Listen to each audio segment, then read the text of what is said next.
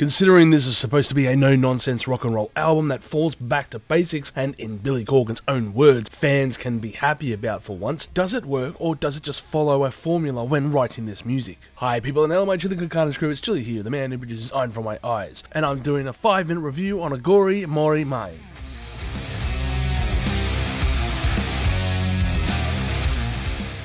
Now I have to admit, I was wary of this record, especially after being burned thrice before less than 18 months earlier, and hearing this album was written shortly after Autumn's recording sessions were done, well, it didn't quite fill me with confidence. But when I heard this first song, Eden, it felt like a ray of sunshine just beckoning down from the grey skies. This was actually sounding pretty good. Is it possible that the band could pull off the impossible and record a record I truly enjoyed for the first time since Oceana? It certainly seems to be the case. So let's have a look. You know, I have to wonder if some of the reason why this record is working so well is because it has dropped that pompous grandeur act from prior records and avoided press releases, thus becoming overhyped in the process.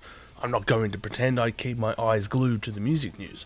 I only see the major headlines when they happen. But the first I heard of this record was when Spotify notified me roughly 2 weeks prior to the album being released. Is there any prior indication for this album and its presence? I did not certainly know about it, and maybe this DIY aesthetic is the perfect approach moving forward after the triumvirate of a clusterfuck autumn was. A 3-part album released over the course of 8 months with 33 songs, and only one of them was good. The first thing that comes to my mind when I see this album cover has got to be this.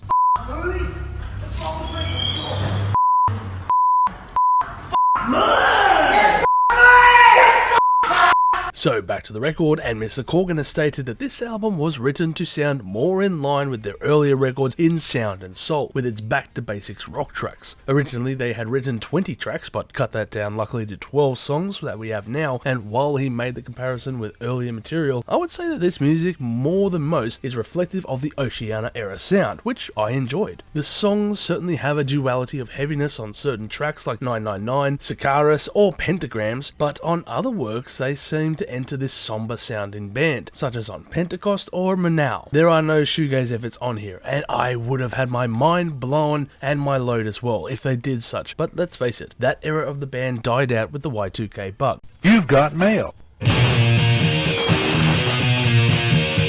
Now, with all this said and done, I found this record quite an enjoyable effort, and maybe it's because of its shorter affair, but maybe it's also because of the simplicity that beggars the question, why go overboard in the other works if Billy knows this one's going to work? I guess he is the type of artist who doesn't want to be stifled by his own creation, and just does whatever the hell he wants, and he can do so. But I am glad that he went back to his roots for this effort. It's a welcoming effort for the first time in a long time, and while I have my reservations and have shown disdain for Autumn and the rest, there have certainly been some moments on there that I have enjoyed in the end. But who has a spare 2 hours to sit and listen to a subpar album that you don't enjoy? If I have 2 hours to listen to Smashing Pumpkins, it's going to be melancholy, and we all know why. Now, there is also another aspect in regards to this record, and that is the title, Aghori Mhori Mei, and that is a very weird title, and if you were to put this into a translation app, you would come up with this translation.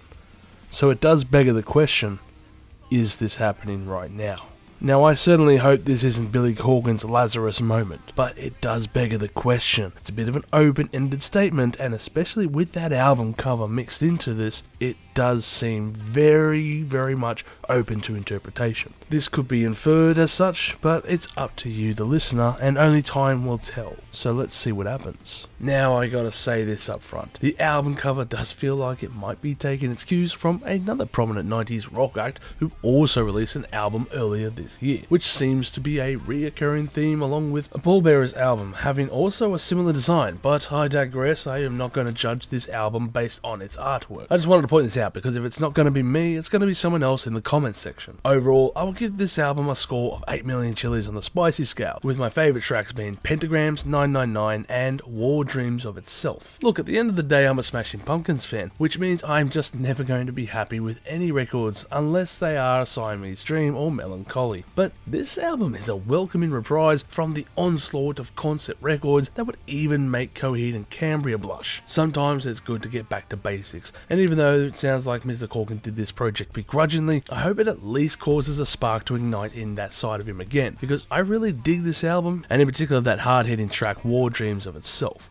Tell me your thoughts in the comment section below. If you've enjoyed this content, make sure to smash that like button, subscribe to us, and stay notified for future music related content because it keeps our manager happy at the end of the day. We are also on Discord, Instagram, Facebook, and all those other social platforms if you want to check us out. As always, people, you have a great day and stay spicy.